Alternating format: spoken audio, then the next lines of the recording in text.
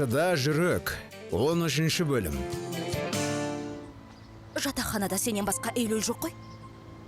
Оларға айт, бұдан былай хабарлама жаза салсын.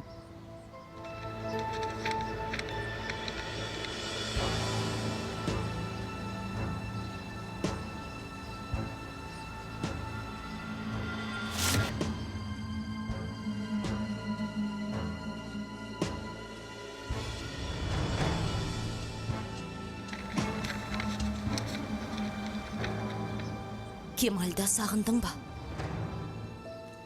Кемал өлген жоқ па? Сендердің діттеген мақсаттарыңды түсіндім. Мен айтайын ба? Өздерің айтасыңдар ма? Қанекей? Эйлүл, Нариман ханым, біз ештеңе білдірмедік.